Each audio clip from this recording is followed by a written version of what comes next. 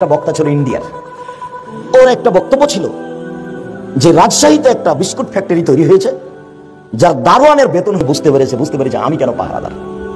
আমি যখন বুঝতে পারবো আমি কেন পাহারাদার, না এগুলোর মধ্যে গাঁজা, তারপরে খেল তামাশা, এগুলো নিয়ে মত থাকা হবে না, মসজিদে টাইলস নিয়ে মত থাকা হবে না, রাস্তাঘাট নিয়ে মত থাকা হবে না, গাছের নিচে ছেলেরা পড়াশোনা করে মানুষ হয়েছে, কোথায় ছেলে পড়ালে মানুষ হবে। আমাদের বাঘা চারঘাটের একটা ছেলে বড় ডাক্তার, লন্ডন থেকে ডাক্তারি শিখে এসেছে, পিজি হাসপাতালের ডাক্তার, 3 লক্ষ টাকা মাসে বেতন।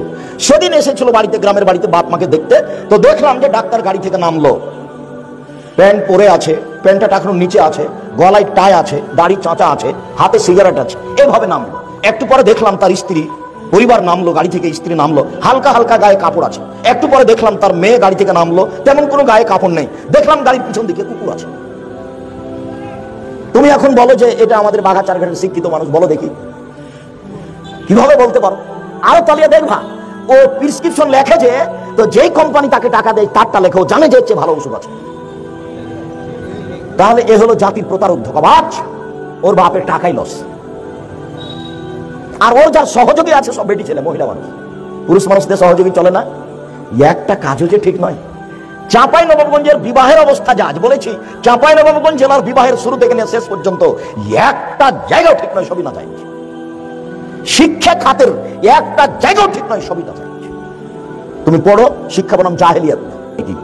আপনার শিষ্টাচার আর আমার শিষ্টাচার, ইসলামের শিষ্টাচার আর মানুষের শিষ্টাচার এক নয়। আপনি যখন আমাকে 1 গ্লাস পানি দিলেন তখন আমি বললাম থ্যাংক ইউ, আর আপনাকে যখন আমি 1 গ্লাস পানি দিলাম তখন আমি বললাম, আপনি বললেন জাযাকাল্লাহ খায়ের। আবু হুরায়রা রাদিয়াল্লাহু তাআলা আনহু বলেন, রাসূল সাল্লাল্লাহু আলাইহি ওয়াসাল্লাম বলেছেন, ইয়াকরাহুল কালামা বাদাল ইশায়ে ওয়া ইয়াকরাহুন নাওমা কাবলাল ইশায়ে।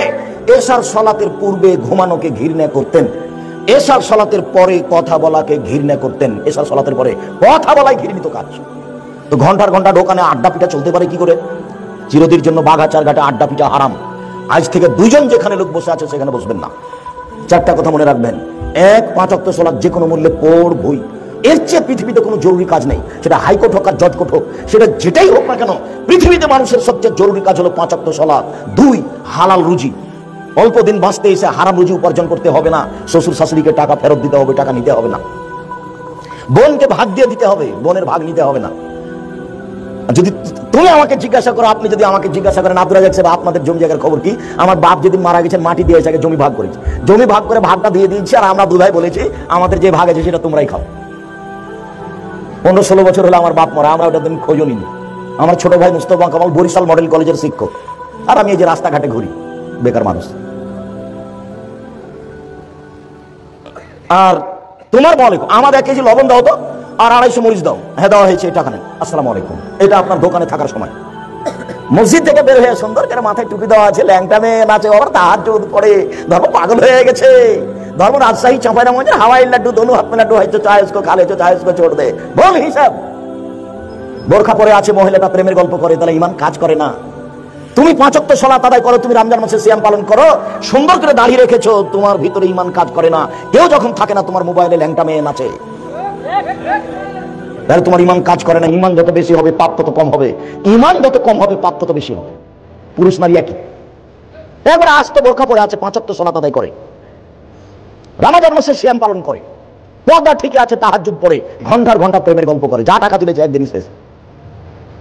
মোবাইলের অপর নাম জেনা, মোবাইলের বড় মোবাইলের অপর নাম জেনা। আল্লাহ নবী বলছেন 2 চোখের জেনা হলো চোখ দিয়ে দেখা। সম্মানিত দিনী ভাই বোন, আদর্শ পরিবার। আবু সাঈদ খুদরি রাদিয়াল্লাহু তাআলা আনহু বলেন, রাসূল সাল্লাল্লাহু আলাইহি ওয়াসাল্লাম বলেছেন, মাসালু জালিসিস সালে ও সাওয়ে কা সাহিবিল কিরে ও নাফকিল কিরে ও সাহিবিল মিসকে। ভালো বন্ধুর উদাহরণ আর মন্দ বন্ধুর উদাহরণ, ভালো ক্লাস ফ্রেন্ডের উদাহরণ আর মন্দ ক্লাস ফ্রেন্ডের উদাহরণ, ভালো বান্ধবীর উদাহরণ আর মন্দ বান্ধবীর উদাহরণ, কামারের মতো আর আতরওয়ালার মতো, কর্মকারের মতো আর আতরওয়ালার মতো। কারো যদি বন্ধু আতরওয়ালা হয়, আতর এমনিতে দিবে, দোস্ত একটু আতর নাও। যদি এমনিতে না দেয় তার তার কাছ থেকে একটু কিনে নিবে। যদি এমনিতে না দেয়, কিনেও না নেয়, তার পাশে বসে থাকলে আদরের গন্ধ আসবে। আতরওয়ালার কাছে বসে থাকলে ও গন্ধ ঠেকে রাখতে পারবে? পারবে না। এই হলো ভালো বন্ধুর উদাহরণ। বন্ধু ভালো হলে তার প্রতিক্রিয়া আপনার ভিতরে আসবেই। মন্দ বন্ধুর উদাহরণ হলো কামারের মতো। কামারের পাশে বসে থাকলে আয়ুরে কাছে আবাকা, কোন সময় আগুন ছিটকে এসে কাপড় জ্বলে যেতে পারে। ওহো, বাড়ি থেকে দেখছি লুঙ্গিটা একটু জ্বলে আছে, কি ব্যাপার? ওহো, কামারের কাছে বসেছিলাম, একটু আগুন ছিটে পড়েছিলাম, তো খেয়াল করিনি যে একটু পড়ে আছে। বিড়ি খেলে যা হয়, সিগারেট খেলে যা হয়, যদি কাপড় জ্বলে না যায় তাজেদু মিনহু রিহান খাবিসা, সেখানে বসে থাকলে ধোঁয়াটা আসবে, ধোঁয়া তো আসবে। কামারের পাশে বসে থাকলে নাকে মুখে ধোঁয়া লাগবে না, এই কথা যেমন মিথ্যা। আপনার মেয়ের বান্ধবী খারাপ, তার মেয়ে খারাপ হবে না, এই কথা তেমনি মিথ্যা। কামারের পাশে বসে থাকলে নাকে মুখে ধোঁয়া আসবে না, এই কথা যেমন মিথ্যা। আপনার ছেলের বন্ধু খারাপ হলে আপনার ছেলে খারাপ হবে না, এই কথা তেমনি মিথ্যা। খারাপ হবেই। চাঁপাইনবাবগঞ্জের ভাষা, তার বাপকে খারাপ হতে হবে। দুই বোন একসাথে জন্ম নিয়েছে, যমজ বোন, দেখতে খুব সুন্দরী, ভদ্র খুব, মেধাও ভালো, একজন আরেকজনকে ছেড়ে থাকতে পারে না। পড়াশোনা করেছে, মাস্টার ডিগ্রি পাস করেছে, 25-26-30 বছর বদনাম গীবত নিন্দা শেখা যায়। যখন খোলা মাঠে বক্তব্য দিচ্ছে, এমন বক্তব্য দিচ্ছে মনে হচ্ছে ফেরেশতা দিচ্ছে, জিবরাইল দিয়ে আরেকজনকে একবারে ধুয়ে ছেড়ে দিল, আর আরেকজনকে কি করলো? ফেরেশতা করে দিল। ঠিক রিক্সাওয়ালা যেমন, এই রিক্সাওয়ালাটা চাকা আরেকজনের চাকার সাথে বেঁধে গেছে, এমন দিল তাকে, একটু করে ওটা আরেকজনের সাথে হয়েছে, ও ওকে দিল। খুব এটা দেখায় না, রিক্সাওয়ালারা বেশি করে, গাড়ির হেল্পার এরকম করে, মানে সবারই জীবন পশু প্রাণীর মতো হয়ে গেছে, ভদ্রতা বলে কোনো জিনিস নাই। আবু মুসা আশআরী বলছেন, আল্লাহ নবী একদিন বলেন, কাইফা বিকুম জামানি, তোমাদের কি হবে, যুগের কি হবে, তোমাদের কি হবে, যুগের কি হবে, তোমাদের কি হবে, যুগের কি হবে। এই যে হুবকি তুমি হোসালাত মিনান নাস, যেদিন সমাজে আগাছা থাকবে, কেউ মানুষ থাকবে না, সবাই হবে পশু প্রাণীর মতো, সবাই হবে গরু ছাগলের মতো, তখন তোমাদের কি হবে, যুগের কি হবে। মারা যাদের ওহুদু অদাঙ্গিকার কারো থাকবে না, সবাই লুটে পুটে খাবে, হেড মরানা মেরে খাবে, হেডমাস্টার মেরে খাবে, প্রিন্সিপাল মেরে খাবে জনগণের টাকা, চেয়ারম্যান, মেম্বার, এমপি, মন্ত্রী, যে যেখানে এইভাবে দেখাচ্ছে যে মানুষের ভিতরে মতবিরোধ ঢুকে যাবে। মসজিদের সেক্রেটারি অমুক, আমি না অমুক, আপনি বলছেন না অমুক, পারাপারি লেগে গেছে মসজিদ, কেউ কারো কথা মানবে না। তোমাদের কি হবে, যুগের কি হবে, তোমাদের কি হবে, যুগের কি হবে। তখন সাহাবী বলছেন, ফামাতা, বলেন কি করতে হবে, পরিবেশ যদি এরকমই হয়তো বলেন কি করতে হবে। তখন বললেন, মুখখান বন্ধ রেখে, মুখটা বন্ধ রাখে। আদর্শ পরিবার। আবু হুরায়রা রাদিয়াল্লাহু তাআলা আনহু বলেন, রাসূল সাল্লাল্লাহু আলাইহি ওয়াসাল্লাম বলেছেন, কুল্লু মাউলুদিন ইউলাদু আলাল ফিতরা ফাবু ইউহাদানিহি ইউমাজ্জিসুনাহি ইউনাসরানিহি, প্রত্যেক ছেলে মেয়ে ইসলামী ধারণ ক্ষমতা নিয়ে জন্মগ্রহণ করে। ছেলেটা দাড়ি ছাড়তে পারবে, ছাড়লো না কেন, কেটে দিল কেন? ছেলেটা টাকনোর উপরে প্যান্ট পরতে পারবে, পরলো না কেন, টাকনো নিচে পরলো কেন? ছেলেটা 5 ওয়াক্ত সালাত আদায় করতে পারবে, করলো না কেন? ছেলেটা মানুষের বদনাম না করে, দোকানে আড্ডা না পিটে বেঁচে থাকতে পারবে, থাকলো না কেন? মেয়েটা পর্দা করে বাড়িতে থাকতে পারবে, থাকলো না কেন? মেয়েটা কেন নগ্ন পোশাক পরে স্কুল কলেজে গেল? মেয়েটা কেন যুবতী মেয়ে দুলা ভাইয়ের হাত ধরে চলে গেল? কেন চলে গেল? ও তো জন্ম নিয়েছে আদর্শের উপরে, ও তো জন্ম নিয়েছে ইসলামী নীতির উপরে, এমন হলো কেন? আল্লাহর নবী বলছেন, ওর বাপ মা তাকে এমন করেছে। তাহলে আমার প্যান্টটা টাকনো নিচে কে করেছে? আমার বাপ। আব্দুল রাজ্জাক সাহেব, এটা কি উল্টা হচ্ছে? জিনা একবারে হাদিসের অনুবাদ আপনাকে আবার দেখাচ্ছে, একবারে হুবাহু। আমি 5 ওয়াক্ত সালাত আদায় করি না, এটা আমার কে করেছে? আমার বাপ। ক্লাস 10-এ পড়ে আমার মেয়ে দুলা ভাইয়ের হাত ধরে ঘুরছে, এটা কে করেছে? আমার মা বাপ। এখানে কতগুলি মেয়ে ইন্টার পাস করেছে, বিএ পাস করেছে, এমএ পাস করেছে, বসে আছে, মাথায় কাপড় নাই, শীতের দিন। এটা কে করলো? ওর মাই করেছে। এটা কে বলছে? আল্লাহ নবী বলছে। সবাই ইসলামী নীতিতে জন্মগ্রহণ করেছে। ইহুদি হলো কেন? বাপমা করেছে। খ্রিস্টান হলো কেন? বাপমা করেছে। আগুন পূজক হলো কেন? বাপমা করেছে। চাঁপাইনবাবগঞ্জের ভাষাতে বলে, সঙ্গ দোষে লোহা ভাসে। সঙ্গ দোষে লোহা ভাসে। লোহা এমনি পানিতে ছেড়ে দেন তো ডুবে যাবে, লোহাকে কাঠের সাথে লাগিয়ে পানিতে দেন তো ভাসবে। সঙ্গ দোষে লোহা ভাসে, সঙ্গ দোষে লোহা ভাসে। আবু হুরায়রা রাদিয়াল্লাহু তাআলা আনহু বলেন, কুল্লু নাফসিন মিন বানি আদম সাইয়্যিদ, আদম সন্তানের সবাই নেতা। আর রাজুলু সাইয়্যিদ ফি আহলিহি, বাপ হলো পরিবারের মালিক, কর্তা। ওয়াল মারাতু সাইয়্যিদা ফি বাইতিহা, মা হলো বাড়ির কর্ত্রী। নিজের কাজ করে যে তাকে বলে কর্মী, অপরের কাজ দেখে যে তাকে বলে কর্তা। বাপ হলো কর্তা এ বাড়ির, মা হলো কর্ত্রী। নিজের কাজ করে যে তাকে বলে কর্মী, অপরের কাজ দেখে যে তাকে বলে কর্তা। নিজের কাজ করে যে তাকে বলে কর্মী, অপরের কাজ করে যে দেখে যে তাকে বলে কর্তা। মা নামাজ পড়লেন, ইনি হলেন মহিলা কর্মী, আর মেয়েকে বলেন, আম্মা মুছিছি, বেলা হয়ে গেছে, আজান হয়ে গেছে, উঠো উঠো উঠো, সালাত আদায় করো। এখন মা কি? মা কর্ত্রী। আর আপনি বাপ সালাত আদায় করে এসেছেন, আপনি কর্মী। আব্বু আজান হয়ে গেছে, চলো, এখন আপনি কি? কর্তা। বুঝা যায় না মনে হয়? আল্লাহ রাসূল বলছেন আপনি কর্তা, আর আপনার স্ত্রী কর্ত্রী।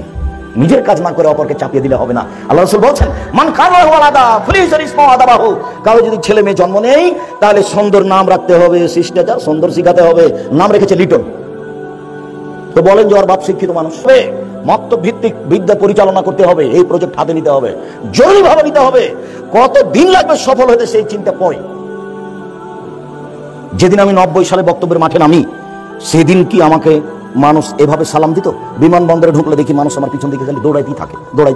আর কোন মহিলা পুরুষ বাচ্চাটাকে পাশে নিয়ে এসে বলে, অনুরোধ একটু খালি আমার বাচ্চাটার সাথে আপনার ছবি নেবো একটু। জি না, আমি কারোর সাথে ছবি উঠাই। ঢোকার সাথে সাথে কে কোন দিক থেকে এসে কাজ করছে। তো আমি কিভাবে পরিচিত হলাম এই বিদ্যে? মানুষ একটু বুঝে শুনে, আমি সাধারণ মানুষ, আমি কোনোদিন কারোর সুবিধা ভোগ করতে চাই না, কিন্তু দেখি ওইরকমই আছে। এই মাসুম কি হলো, গাড়ির আপনার 1000 টাকা জরিমানা। কেন? গাড়ি বিপদ সময়ের উপর ঘন্টায় 80 কিলোমিটার চলবে, 100 মিটার চালিয়েছে, তো টাকা নিবে। বলছে আমরা একটু যাচ্ছিলাম চট্টগ্রাম, যাচ্ছিলাম আমরা সিলেট, গাড়িতে কি আছে? লাভরাজা বিন ইউসুফ। আরে খাতা কলম ছেড়ে দিয়ে বলো কি, আমার স্ত্রী তো সবসময় তার বাপ শুনে, হুজুর ভুলেছে মাফ করেন, টাকা পয়সা লাগবে না, আপনি যান। তো বিদ্যার প্রজেক্ট নিয়ে আসতে হবে, যেটাতে ছেলে মেয়ে আহাল পরিবার সব ঠিক হয়ে যাবে। রাসূল সাল্লাল্লাহু আলাইহি সাল্লাম বলেন, কুল্লুকুম রায়িন ওয়া কুল্লুকুম মাসউলুন আন রাইয়াতিহি। প্রত্যেকেই নিজ নিজ দায়িত্বশীল, দায়িত্ব সম্পর্কে বিচার মাঠে জবাব দিতে হবে। আর রাজুলু রায়িন আহলি ফি বাইতিহি, বাড়ির মালিক বাপ তার পরিবার সম্পর্কে বিচার মাঠে জবাব দিতে হবে। অল মারাতু রাইয়া, স্ত্রী হচ্ছে বাড়ির দায়িত্বশীলা, তার ছেলে মেয়ে তার বৌমা সম্পর্কে তাকে জবাব দিতে হবে। অল আব্দুর রাজুল রাইন, বাড়ি যে কিষান কামলা, একে অক্ষর অক্ষরে জবাব দিতে হবে। আমাদের দেশে কিষান কামলা ভালোভাবে কাজ করে না, সেটার শিক্ষা দিতে হবে। 3, মাথার চুল চিরুনি করে দিতে হবে, পরিপাটি করে ছেলে মেয়েকে রাখতে হবে। 4, আপনার মা পাহারাদার, এ বাড়ির ছেলে মেয়ের উপরে পাহারা দিতে হবে। হাদিস বুখারী মুসলিম। দিনী ভাই বোন, সবকে ছেলে মেয়ের উপরে পাহারাদার হিসেবে থেকে ছেলে মেয়েকে লালন পালন করার জন্য, সুন্দর আদর্শ পরিবার গড়ে তোলার জন্য আমি অনুরোধ জানিয়ে আলোচনার শেষে চলে আসলাম। দেখেন আব্দুল্লাহ আম্মার সে বইগুলি আছে নাকি, কেন এই নির্যাতন, কি তার প্রতিকার, শিক্ষা বনাম জাহেলিয়াত, সম অধিকার নয় মর্যাদা চাই, আর মাসিক আল ইতিসাম। আমার দিনী বোনেরা যারা আছেন তারা একটু দেরি করে সব ওই মহিলাদের বইগুলো নিয়ে যাবেন, আর আপনারা সবাই বই নিয়ে যাবেন, না হলে মাসিক আল ইতিসাম পত্রিকা নিয়ে যাবেন। সকল দিনী ভাই বোনকে, আমার দিনী ভাই বোনকে আজকের আলোচনা, গুরুত্বপূর্ণ আলোচনা মূল্যায়ন করার অনুরোধ জানিয়ে বলছি, আপনারা বই পুস্তকগুলো সবাই সংগ্রহ করবেন। আর 23-24 আপনার বাড়ির পাশে সম্মেলন জামিয়া সালাফে ডাঙ্গিপাড়া, এখানে আসবেন, আবারও সাক্ষাৎ হবে ইনশাল্লাহ বিষয়ভিত্তিক আলোচনা নিয়ে। মর্মে আল্লাহর দরবারে বলি, আল্লাহ আমাদের যারা মারা গেছে তুমি তাদের কবরের শাস্তি মাফ করো, আমরা যারা অসুস্থ তুমি তাদের আরোগ্য দান করো, আমরা যারা বেঁচে আছি তুমি তাদেরকে তোমার রাসূলের পদ্ধতি অনুযায়ী চলার তৌফিক দান করো। আজকের যে বক্তব্য গুরুত্বপূর্ণ শুনলাম, এগুলি মেনে চলার তৌফিক দান করো। সবাই যেন, তাহলে একটা পত্রিকা নেব 30 টাকা দিয়ে, খালি যেন চলে না যায়। একটা পত্রিকা নিয়ে যাবো হাতে করে, কেউ পড়বে, 50টা প্রশ্নের উত্তর আছে, কেউ খালি যাবেন না, বই সবগুলোই নিয়ে যান। সম্ভব না হলে একটা পত্রিকা হাতে করে যাবেন। জিজ্ঞাসা কি? জিজ্ঞাসা লম্বা। কবরে লাশ রাখতে হবে কিভাবে? ডান কাতে, পুরো লাশটাকে একবারে ডান কাতে রাখতে হবে। ওই পিঠটা কবরের ওয়ালের সাথে লাগিয়ে দিতে হবে, যে ডান কাতে করে রাখতে হবে, এটাই সুন্নাত। এখানে ওই যে ভাইকে আপনার বাবা মানে খারাপ সম্পত্তি দিয়েছে এবং মেয়েকে ভালো সম্পত্তি দিয়েছে, সেখানে ওই ছেলেটা কি করবে? এটা বাপ ছেলেকে খারাপ সম্পত্তি দিয়েছে, মেয়েকে ভালো সম্পত্তি দিয়েছে। ঘটনা যদি তাই হয় তাহলে বাপ অন্যায় করেছে। এই অন্যায়ের নাম হলো জুলুম। এই জুলুম খুব কঠিন জিনিস, আবার বৈঠক করে সমন্বয় করতে হবে। দীর্ঘদিন স্বামী স্ত্রী প্রায় 9 বছর ডিভাইডেড আছে, পরবর্তী সময় কোনো তালাক মালাক হয়নি, পরবর্তী সময় তারা একসাথে থাকতে পারবে কি? স্বামী স্ত্রী 9 বছর যাবত পৃথক হয়ে আছে, তালাক হয়নি। 9 বছর কেন, 20 বছর 50 বছরে যদি স্বামী স্ত্রী কথা হয় না কিন্তু তালাক হয়নি, তাদের সম্পর্ক বিচ্ছিন্ন হয়নি, যে কোনো সময় তারা এক জায়গায় থাকতে পারে, একসাথে থাকতে পারে। আর তালাক হয়ে গেলে তো কোনো কথাই না। এই প্রশ্নটা তিনি জিজ্ঞেস করছেন, নিম্নাসে কবরের তলাকে এভাবে অর্ধেক ভাগ করা হয়, এই পিঠটাকে নামানো হয়, এরকম ধরনের কথা জিজ্ঞেস করছেন। না, সমান হয় না, কবরের তলা ওরকম বাঁকা করতে হবে না। কবর 2 ধরনের, একটা লাহার, অল্প খুঁড়ে একদিকে চলে যেতে হবে, এই বিষয়ে এর নাম হলো লাহার, এই কবর করা যাবে। আর এটা হলো শিক, যেটা সরাসরি নিচে চলে যায়। নিচে 2 থাক করে, এটা আবার এর জন্য অনেকে না 2 থাক করতে হবে, মানে ওয়ালের সাথে ঠেকাই পুরোটা ডান কাটে দিতে হবে। পুরো তো ওয়ালের সাথে ঠেকে পুরো তো ডান করে দিতে হবে। যদি ভাই বিদেশ থাকে তো ভাইয়ের জমি আমার জমির পাশে কিভাবে কিনবে, বিষয়টা এইভাবে প্রশ্ন করছে।